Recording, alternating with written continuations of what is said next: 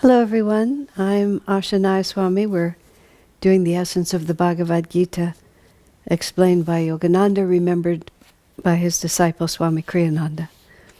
We are now at chapter 2, stanza number 68. Therefore, O mighty armed Arjuna, withdraw your sense faculties, the power to see, hear, etc., from the senses themselves and from sense objects. Thus will your wisdom become firmly established.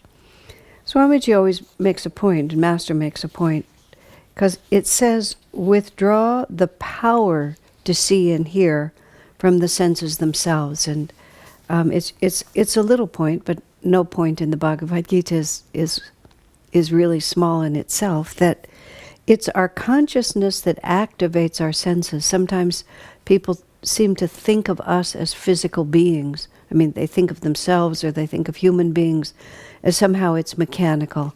Master put it in a very interesting way when he talked about the process of dying.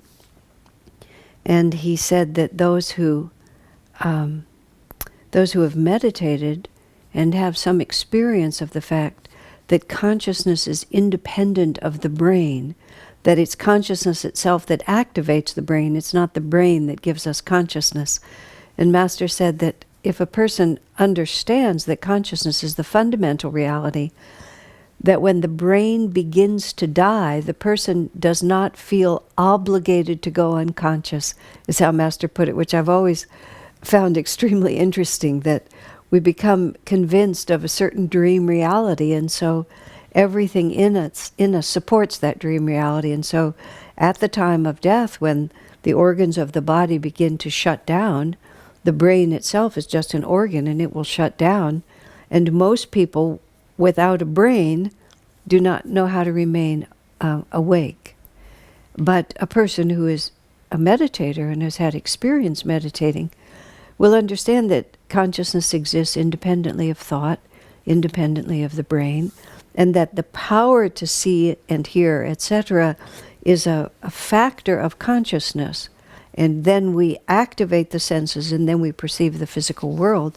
So Krishna is attuning us to this deeper reality just by saying, withdraw your sense faculties, which is an English made-up word, the power to see, hear, etc., from the senses themselves, which is then the physical means by which we perceive the material world, and then from sense objects. But it all begins when we turn our consciousness in a different direction. Thus will your wisdom become firmly established, Krishna says. You know, there's a book being prepared by Crystal Clarity that will be published, I hope. It might be as long as a year before we see it. The book is called Transitions with Grace. It has another word, has another part to the title, and that title includes the word yogi. And it's a compilation. It's been written by a devotee named Nalini, Nayaswami Nalini. And she has collected, at least I think it's 21, different stories of people who were associated with Ananda, or part of Ananda, who died in various and different ways at different ages. And she collected the first-hand accounts for the people who were with them, in some cases interviews and experiences of her own, or interviewing people when they were close to death. And the whole premise of the book, which is magnificent, is what Master said. If you meditate, your experience of losing consciousness at death is different. Of course, Nalini could only follow people to a certain point. She didn't have the capacity to follow them into the astral world as Master was able to do. But the premise of the book is very simple. I wrote the, whatever you call it, the foreword or the preface for it. And I never can remember whether it's a preface or a foreword, but whatever it is when somebody else other than the author does it. And the comment that I made is very simple, which is much has been written about the benefit of meditation for positive, healthy living. But her book, and a few others, there aren't a lot of them, it's a vastly unexplored territory, how a lifelong practice of meditation affects your death. And it's an extraordinarily important, direction to put our attention to realize how integrated the whole experience is, and how integrated right living is in terms of right acceptance of the inevitability of death.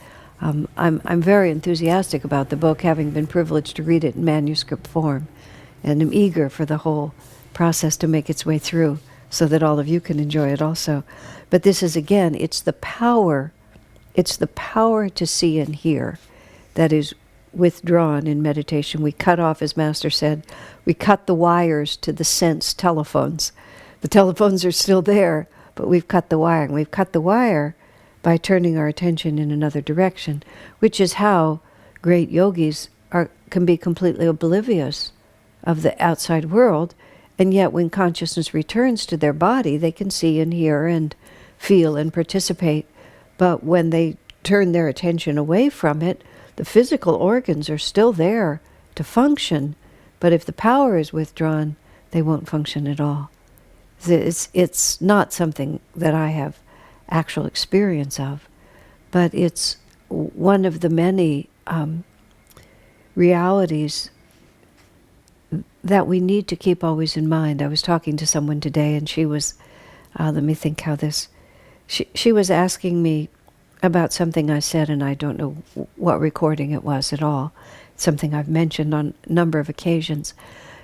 At a period of time in Swamiji's life when Ananda itself was being fiercely attacked from the outside, primarily through lawsuits, but there was also just a tremendous flow of negativity coming towards Swamiji from many different sources. It was a very difficult period, and it went on for several years. And during that period of time, he, as I recall it, he went to the dentist, and his teeth he didn't need any fillings. And I just, as a silly joke, I said, well, thank the Lord for little favors, which is just a cliche in English. For those of you who may not have heard it before, it's kind of a slightly irreverent, humorous remark that you make when something small has happened.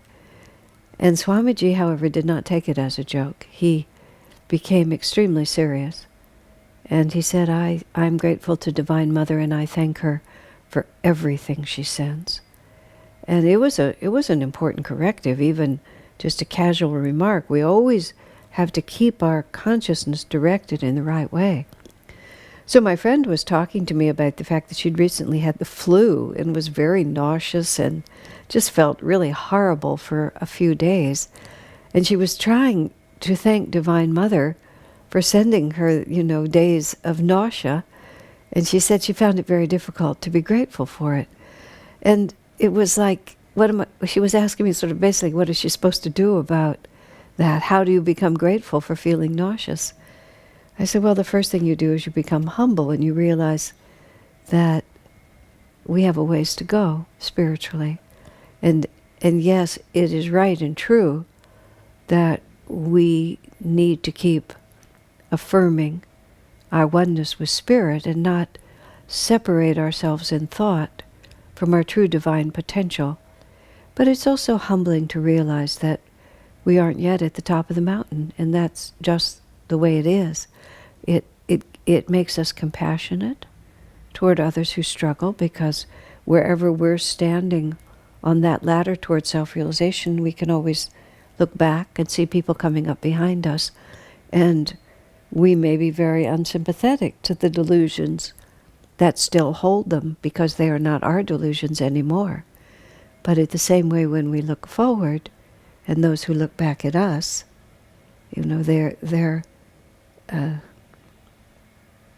there is the inclination to wonder, how could you take that seriously? But we do. And the art of the spiritual path is never for a moment try to bring the highest potential down to a more comfortable level. I've seen people do that. They'll just reinterpret what the masters mean so it more nearly matches their own present consciousness. And that's a very serious error, because we can't lower our aspirations. We can't even lower our expectations of ultimate success. But simultaneously, we need to surrender ourselves to God's plan for us, is what it really comes down to. And it's in the devotion. It's in the understanding that I am God's child, and Divine Mother has me by the hand, and she's taking me through whatever I need to go through, which includes not only the physical experience, whatever it might be, but also whatever wrong attitudes I may have in regard to it, whatever fears or concerns. It's a razor's edge. And part of the spiritual path is just being able to walk it in the right way.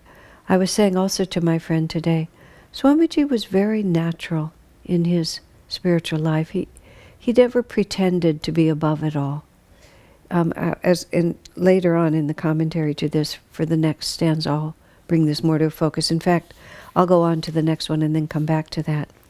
This is number 269, and this is an extremely famous quotation from the Bhagavad Gita.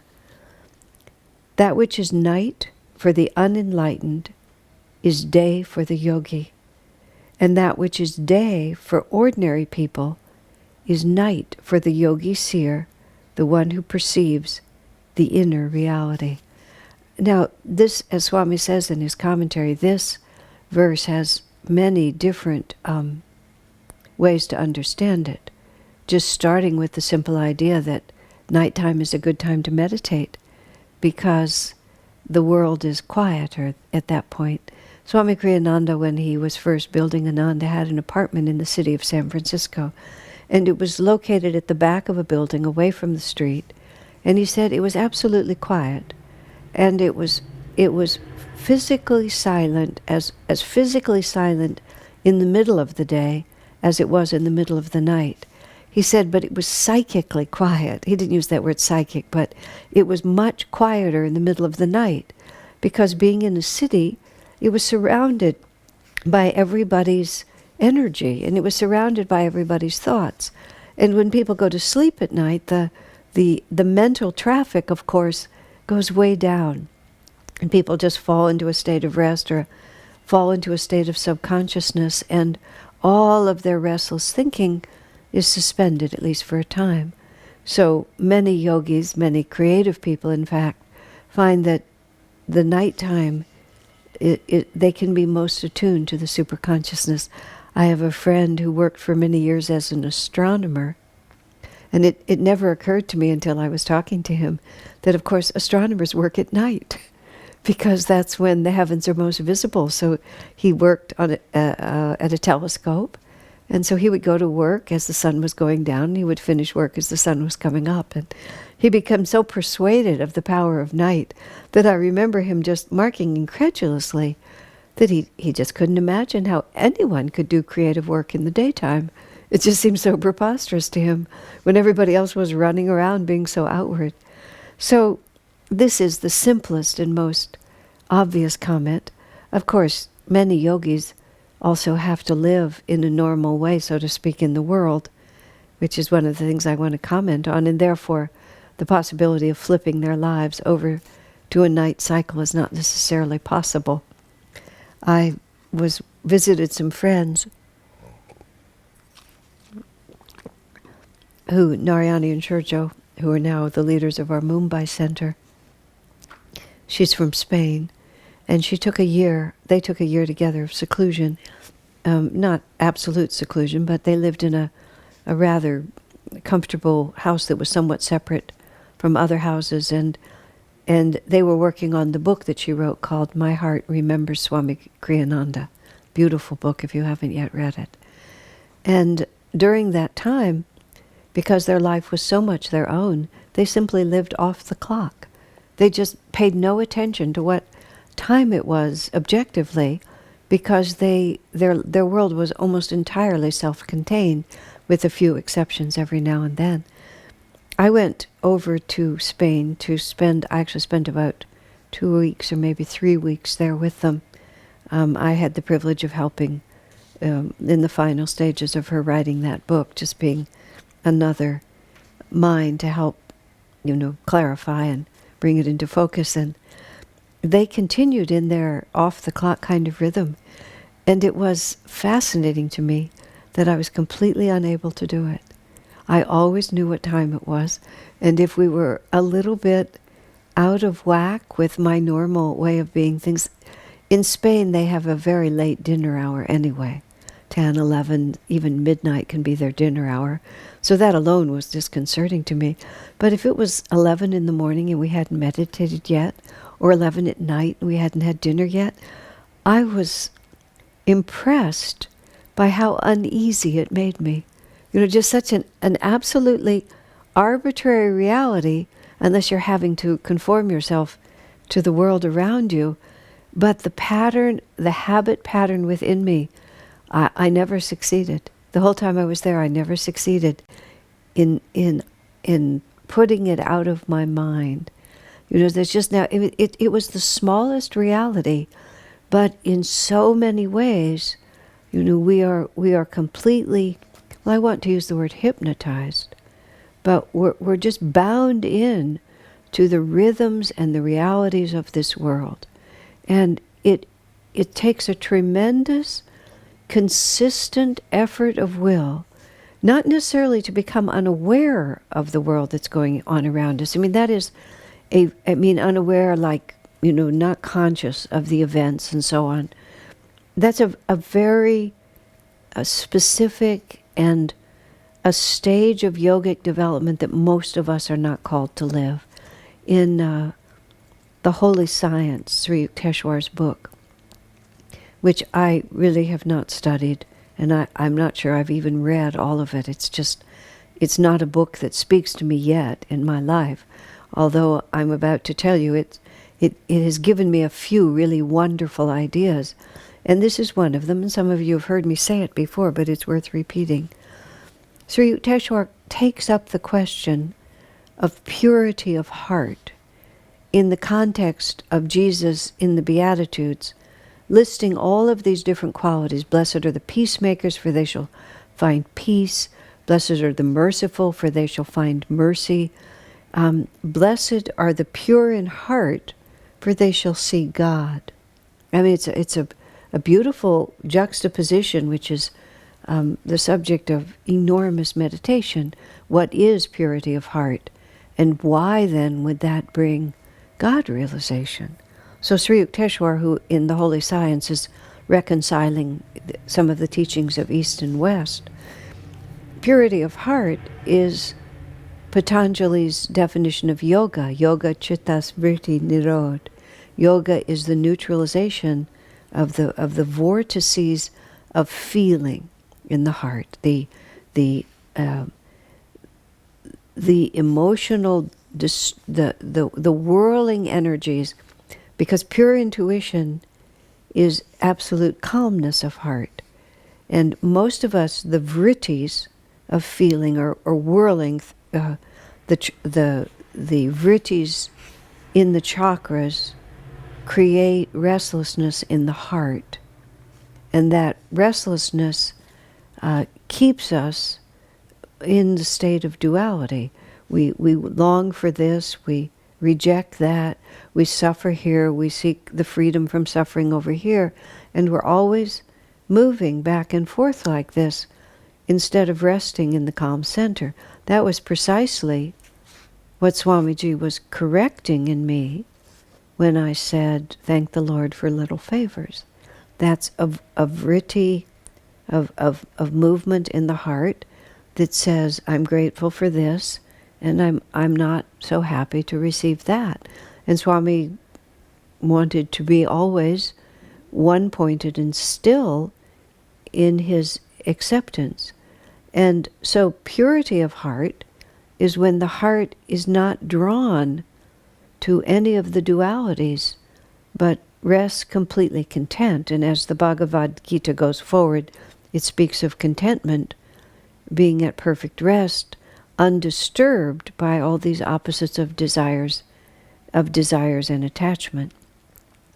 So Sri Yukteswar, when he's addressing this issue of purity of heart, and I'm not able to to bring you the details as he presented them, but as I recall, he spoke of, as I remember, it seemed like it was 5 stages of purity of heart.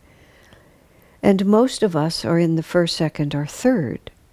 And in all of those stages, as Sri Yukteswar put it, the heart compels us into interaction primarily with other people. And we are compelled. We have this desire, this longing for human company, because the impurities of the heart, the misunderstandings of the heart, cannot be resolved in solitude. They require the opportunity to act and react with other consciousnesses, with other individuals, because only in that way will the reality of our own inner awareness be brought to our awareness. If we go into solitude with so many unresolved inner issues, they're not capable of resolution without the necessary feedback from the world. And then later, the heart can go into solitude, because the heart is advanced to the point where whatever issues may remain before moksha is achieved can be resolved merely through the means of consciousness. No material interaction is required. I was remembering a story that Swami told, and I can't remember all the details, but the details are unimportant. But in some way, some great yogi who had been meditating for a very long time, yes it was, they were excavating for some building. And when they were excavating, this is a story told in India that is reported to be true, they found a yogi meditating. And he'd been meditating breathlessly in absolute stillness for so long that literally the earth had sort of filled in around him, like it is when they excavate in old civilizations like Jerusalem or Rome. They'll just many layers under the ground, they'll discover, layers of civilization that have just been covered over. So much time has passed. Well, this yogi himself had gradually been covered over, and now he was uncovered. And it brought him back to awareness of this world, and he said to whoever was near him, after they managed to figure out that he was speaking a very ancient form of Sanskrit and got someone who could understand him, he asked, "What Yuga is this?" And when they said at that time it was Kali Yuga, which is a materialistic age, he said he wasn't interested. And so he left his body at that point, let his body die. But before that he said, if you dig over there, you'll see the Murti, you'll see the image of the divine that I was worshipping when I was meditating. And they dug over there and they did in fact find the Murti. But he wasn't interested. It was too materialistic an age and he didn't want to be here. So he just left. Completely, you see, completely different relationship. What is day to the worldly man is night to the yogi. It's once your goal is inward and your intention is self-realization, everything is measured differently. The only thing that matters is the faithfulness that we express toward inner realities. We're not interested in acquiring wealth or position or fame, and we're certainly not interested in cutting corners dharmically or ethically or emotionally if we can avoid it. Because the only thing that matters is our making steady progress toward that state of realization. And that's what makes the yogi calm in the face of challenge, courageous in the face of disappointment, detached in the face of loss, because none of those external conditions are really the value by which I choose to live. That is how worldliness measures success or happiness or failure. But the way that the yogi measures success or happiness or failure is in relationship to God and Guru. and in relationship to Dharma. Now I'm going to go back to my friend who says, well, that's really easy to say. That's just extremely easy to say. But it is not easy to live by. The way Swami marks it here, he says, even when the wise person, in order to sustain his existence, engages in outward activity and is thus, in a sense, in the world, he is not of it. For the world no longer defines his reality. When I read that phrase, I'm always trying to find ways to explain to others, and really to a certain extent to explain to myself, what it was that made Swamiji who he was, how to explain it. Because Swamiji was extremely committed to his life in this world, committed in the sense that he gave every ounce of emotional, physical, mental, and spiritual energy to the task that was given to him. When he was a young monk and he first met Master, he was 22 years old. And he only was with Master for less than 4 years. And soon after he arrived, Master started saying to him, you have a great work to do. And Swamiji said that Master started saying that to him after Swamiji himself made a powerful inward commitment that Master's teachings, that the teaching of self-realization and everything he was learning from Master was of such extraordinary power and value that Swamiji profoundly and deeply wanted to share that good news with everyone. And when he made that inner resolution, he said Master responded to it. And of course, Master inspired that resolution in him and understood who he was even before that. But when Swami came to it himself, Master confirmed it. You have a great work to do. And what he meant was that you have a great work to do in the world. Meaning, Master came and died in 1952 and laid out the blueprint for the for Dwapar Yuga and for self-realization as the spiritual pathway for the coming age, communities as the lifestyle for the coming age, all of these different things. But all of that had to be brought into some more accessible, comprehensible form for all the generations to come. And that was the job that Swami had to do. And he worked at it with absolute commitment. And I honestly don't know if Swami ever took an entire day, spent an entire day without doing something creative and serviceful. I mean, certainly he had times of illnesses, but even the day before and the day after he had open heart surgery, he was editing the preface to a book.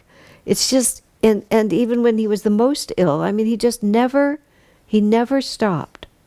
So it was far from having a kind of, well, as he calls it later, intellectually based detachment. He was absolutely committed. But the world did not define his reality.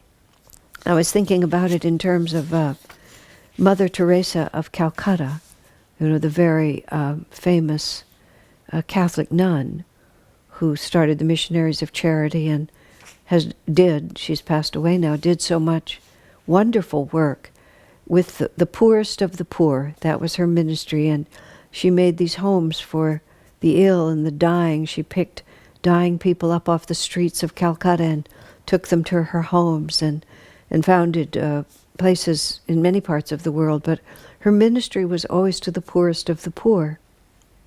And there was an interview with some journalists who were talking to her about the work she was doing, and they tried to get her to quantify her service, how many people she was able to help, compared to other NGOs and the other non-governmental agencies who were perhaps more efficient in helping the poor. And given how many poor there were in how many cities of the world, did she really think she could make any difference in the suffering?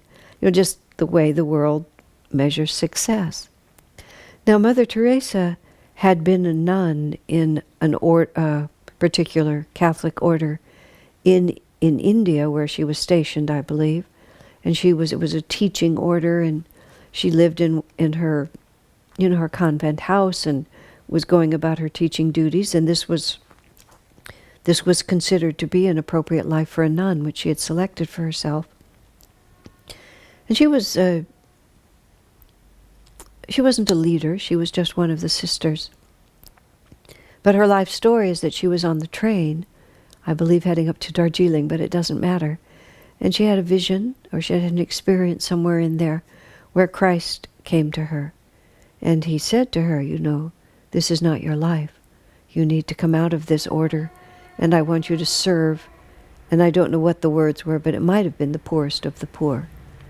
And so with great courage, she left the security of her convent and faced the disapproval of many of her peers, but gradually developed the work that she developed. So when this journalist starts asking her to quantify the success of her work in terms of how many poor people there are in the world and how many of them she fed, she said, quite simply, I'm not helping the poor. And it sort of seems like a crazy statement. She said, I'm doing what Jesus asked me to do. Now, I don't think, and this was a film interview, I don't think the journalist understood her. But a devotee would understand her. She was called by Jesus to do a certain work, but it wasn't the work. She was in the world, but she was not of it. The work was not her reality. Her reality was to do what Jesus asked her to do. And as long as this is what Jesus wanted her to do, she would literally give her life to do it, because her life was for Jesus. But if Jesus had told her to walk away from it, she would have walked away and never looked back. But she wasn't irresponsible in regard to it. In this, let me talk about Swami Kriyananda. When we were during those years of persecution, which I was speaking of, in which we were so severely assaulted through the legal system, and there was a very real threat. We managed to stave it off. We managed to defeat it utterly, actually. But there was a very real threat that our work would be destroyed, that we might be economically sanctioned to the point where we couldn't continue, or legally constrained to the point where we would not be able to openly serve Master anymore. It was a very grim prospect. And Swamiji, in the way he explained it, and it was subtle, but it was real, he said, I've done it for Divine Mother. I've never done it for myself. It's Divine Mother's work. If she wants to destroy it, he said, that's her prerogative. He said, it's not up to me. But then he also participated, he said, but I find it difficult to understand why she would want to do that. And so as long as it's not clear to me that that's what she's asking, it was incumbent upon him to do everything he could to continue the work that had been given him, because obstacles are innumerable. Once you set out to work for the light, then the shadow force does its very best to stop you. It's just the way it works. And so we can't be uncommitted. But our reality is to do what Jesus wants us to do. And Master came to this world to start a spiritual revolution. He laid out certain conditions of that. Swamiji had dedicated his life and gathered many of us with him who were equally dedicated within our own capacities, but 100% of who we were, also to fulfilling that great work. Our reality was doing it for God, but we had to be in the world to do it because that's where it was taking place. We weren't called just to be hermits somewhere in a cave. That would have been a pleasant existence, but it wasn't the one we were called of. Our reality was serving God, but we were in the world to do that work, and it took material form. It took money, commitment, hard work, common sense. It's a very, very fine line. So we may look like worldly people, but we're not. I remember once sitting in a restaurant with a friend of mine from Ananda. And for some reason, I don't know why, but the atmosphere in that restaurant that night seemed particularly, I don't want to say exactly disharmonious, alien. It just felt very alien in there that night. The food was very good and we enjoyed our dinner, but the atmosphere felt very alien. And I said to my friend, our consciousness is so different than the people in this room. If we looked as different as we are inside, we would look like Martians and they would all be screaming. And it was really a very true thing. And I wasn't judging. I was just conscious of the fact. It's like, I've been a vegetarian for 40 years, almost 50 years. I mean, that's a really long time. And so when I see people ordering steak or chicken or anything like that, there's a small part of me, and if I'm in a restaurant where it's happening, I don't go out that much, but when I see it happening, I'm always a little embarrassed for them. My first thought is, maybe in the privacy of their own home, but in public? And then I have to remind myself that it's perfectly common. Nobody thinks it's even slightly strange. In fact, they're very enthusiastic and they're sharing their non-vegetarian meals with each other. It's just, this is the reality that I've grown accustomed to. The world is changing. It's moving that way.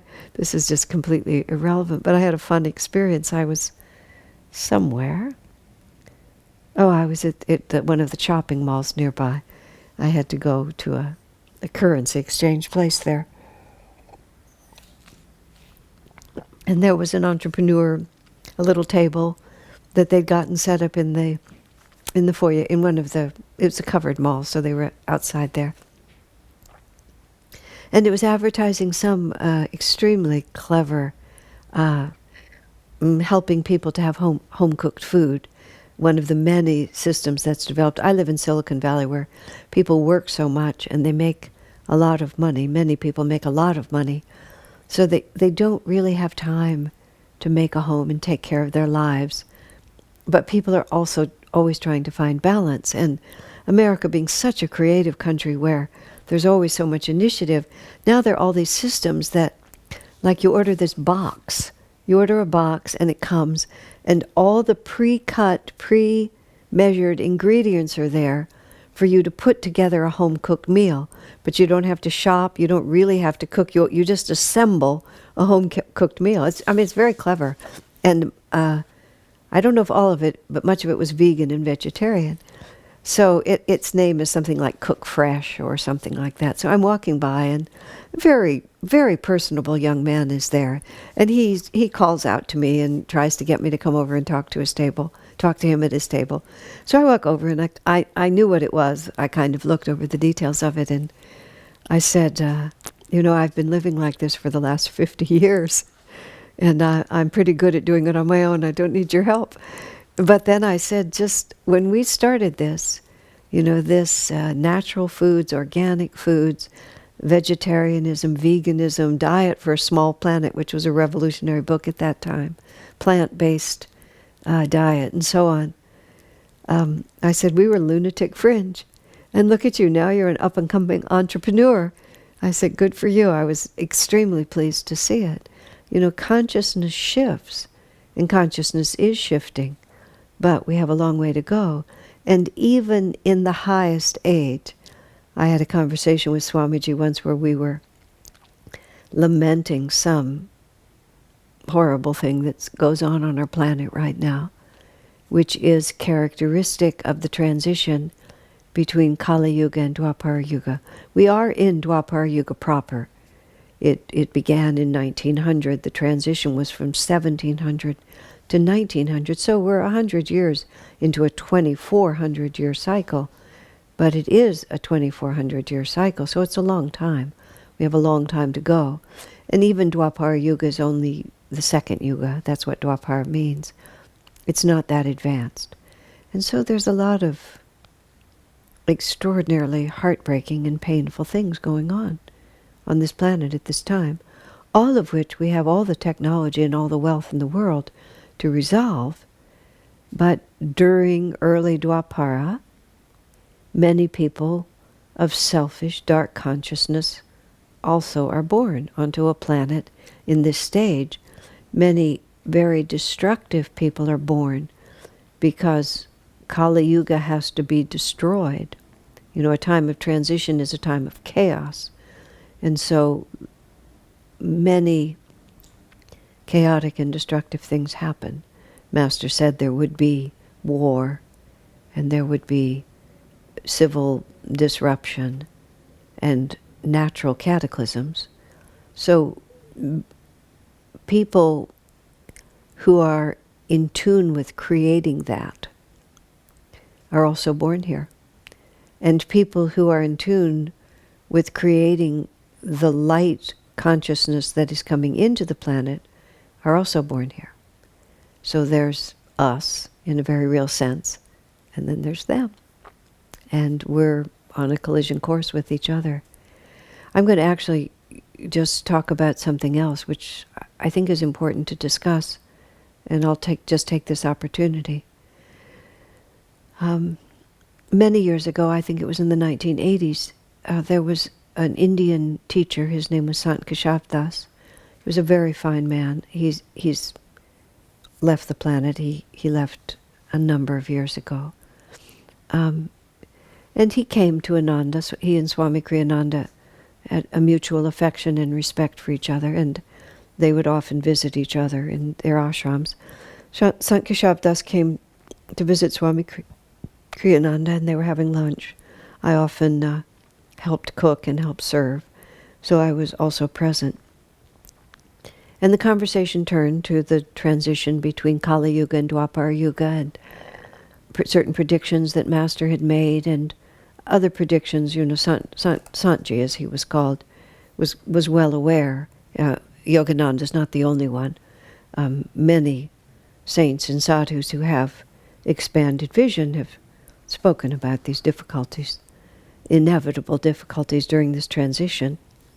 And Sant and Swamiji were talking about the forces of light and darkness. Master said eventually India and America would unite, and we would represent the forces of light. And he spoke of a battle, war in the world. There would basically be India and America on one side and much of the rest of the world on the other. He didn't detail that out, but that was essentially it. That America is a Dwapara Yuga country, and India is the guru of the planet. India holds the ancient wisdom. America is bringing that wisdom into the new age, and that union between East and West is the guiding force for Dwapara. But Santji and Swami were talking about how before there is an actual face-off, so to speak, between what is clearly the force of light and what is clearly the force of darkness, they were talking about the fact that darkness will fight with itself. And that's always been, and the reason I'm expressing it here, that's always been a very helpful and actually indeed a deeply comforting concept to keep in mind. Because part of the difficulty that a person such as myself, whose entire adult life has been lived within the context of Ananda and the context of building Master's work through Ananda, not only for now but for future generations, as to how exactly to relate to the events of the world, because it's so often clear to me that it really isn't light against darkness, it's just shades of darkness. I mean, at the present time, this is being recorded in February 2019, America itself is in an extraordinarily fractured state, and the politics of our country are extremely fractured. And many people who share my values in other ways feel comfortable taking one side or another politically. I find it really hard to find out who the good guys are. I definitely think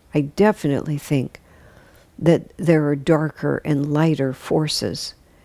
But there is so much self-interest among people in power. And so many solutions bring with them so many bad consequences.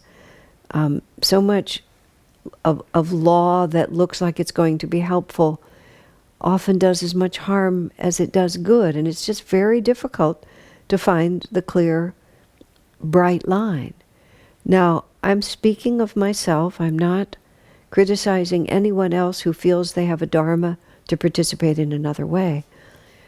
But I myself have felt that my political activism, so to speak, is to teach people to meditate, and to teach people to understand self-realization, because every problem on the planet could be solved if people wanted to solve it. In other words, it's a problem of consciousness, not of circumstances. So working from the inside out to revolutionize consciousness is, to my mind, an extremely political action. Political in the sense of, I'm using the word political to mean to affect the conditions, the external conditions of the world. The world is dictated from the inside out, and change happens through individuals, atom by atom, so to speak. Now let me think for just a second. There was a fleeting thought I wanted to catch there. Well, I've lost it. So what Sanjay and Swamiji said to each other in this luncheon conversation was that darkness will fight with itself. And Sanjay made the interesting statement, and then when its internal conflict has weakened it sufficiently, then it will become light against darkness. What that would look like, I really don't know. You know, the Bhagavad Gita itself is the battle of Kurukshetra, and it was the Pandavas, who were the forces of light, against the Kauravas, who were the forces of materialism. And it was a righteous war in which Arjuna was compelled to fight. The whole Bhagavad Gita is Arjuna saying, I don't want to be engaged in this war. And Krishna is telling him, you must fight. It's dharma to fight. And literally fight, meaning physically fight and kill people. I mean, because that was what Arjuna didn't want to do. Now, of course, it's also the internal Kurukshetra. The field of Kurukshetra is the field of consciousness, and the battle is light and darkness within us. But we are also in the world, even if we are not of the world. And now I remember where I was in the conversation with Swamiji, and we were talking about this being a particularly uninspired age, and even a very distressed one. I said to Swamiji, the next time we come, because I feel very much that my destiny is tied to his, and if he's going to return to help the world, then I want to come with him. And I want to help. And I said, next time, just jokingly, sir, next time we incarnate, why don't we wait for a higher age? Because this one is really depressing. And Swami was very emphatic. He said, first he said, I don't intend to reincarnate at all. But very quickly he amended that to say, well, if I have to come back to help people, of course I will. He said, I know myself. He said, if my help is needed, of course I will come back. But then, to make it more clear, he said this. He said, even Satya Yuga, which is the highest age, he said, it's still the material world. It's not freedom. You know, the material world can be beautiful, and it's not without its lovely parts. And as we, a few verses, a few stanzas down, which we're not going to get to tonight, but next time we talk, I'll bring back to this. It's not that we scorn the beauty of this world. It's just the material world. And matter is limiting. And sooner or later we have to make our reality, we have to entirely transcend physical reality. So he said, in Satya Yuga, people like us are in charge. I love that. So I said, so the whole world is run like Ananda? And he said, yes. And so therefore, of course, it'd be much more pleasant. Swamiji remarked, and it was repeated in our movie, Finding Happiness, just very simply, if everyone in the world lived the way we do at Ananda, we just wouldn't have any of these problems that we have. People would be trying to attune themselves to a higher reality. They would see themselves as belonging to a higher reality. They would discipline themselves through Kriya Yoga to act from an awareness of that higher reality, and people would simply never consider taking for themselves on the level that people nowadays just take for themselves. It's just stunning, really. But this is early Dwapara. This is what I say to myself. This is early Dwapara. What did you expect? Darkness is also having its turn. And if there will be war and conflict and tragedy and disharmony with nature to the extent that nature will strike back, there have to be people to make that happen. It's a very hard thing to say. And it's a very hard thing to understand and accept, because naturally, if you're sensitive at all, if you're tender-hearted at all, one does not want to see people suffer.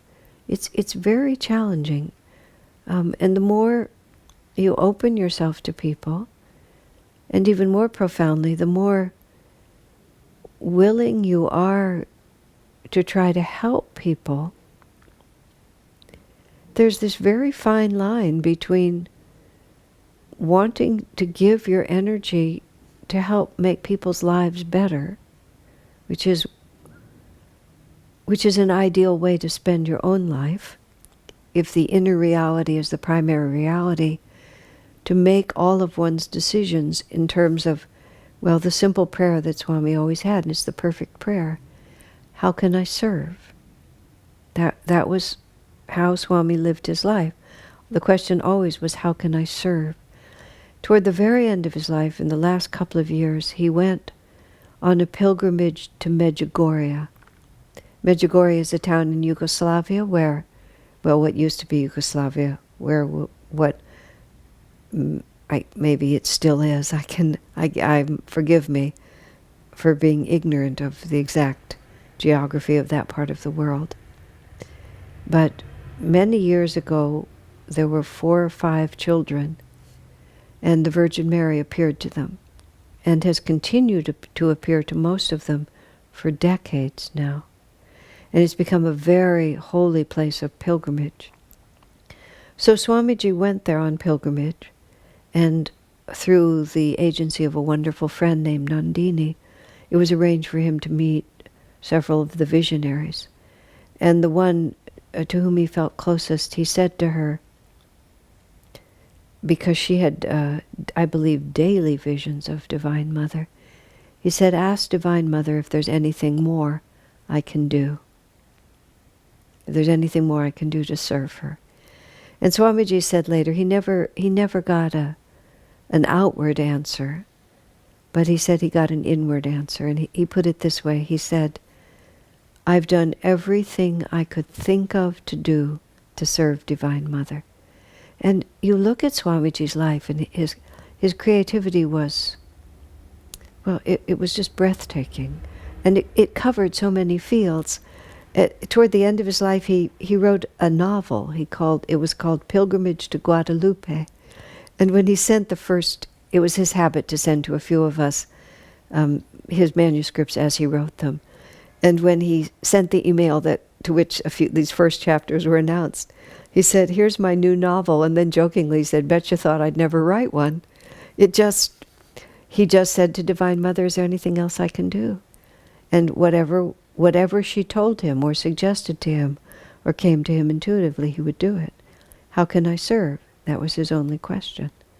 And when he has talked about the future of Ananda, meaning the future after his passing and on into future generations, he made the interesting statement that prosperity would be the biggest test that Ananda would face.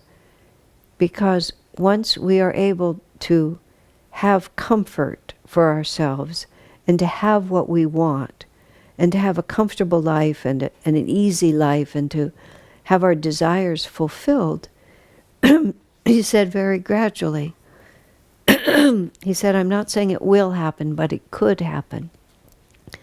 The thought will grow, not what can I give, but what can I get. He said, but what will save us is the constant prayer, how can I serve? And so that is how you live in the world, but not be of the world. Mother Teresa saying, I'm not serving the poor. I'm doing what Jesus asked me to do. And so we, like Swami, need to say to Divine Mother, is there anything more I can do to serve you? So what I was saying earlier was, once we begin to think, how can I serve? One has to be very careful not to think that I am actually serving. And that even if one seems to be able to have an uplifting influence on others, that influence actually depends on oneself rather than simply depending on God. And that God Himself is looking out for everyone, and that we're all Divine Mother's children together. And it takes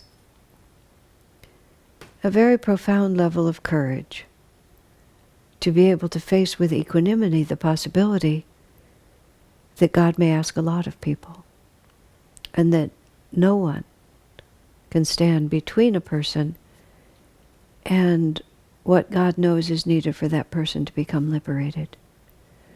So even though one can talk, as I do, about Master's predictions for the world, to actually have the faith that God is in charge and everything happens for the best is a constant sadhana. That's all I can say. We are saved by the fact that we have it as a sadhana. And that, as I started, I think, earlier in this, we know how high the mountain is. And even if we know we have a distance to go, the top of the mountain is there in front of us. And if we persist in putting one foot in front of the other, holding on to Divine Mother's coattails, she will take us to that state of absolute freedom in her. So, God bless you.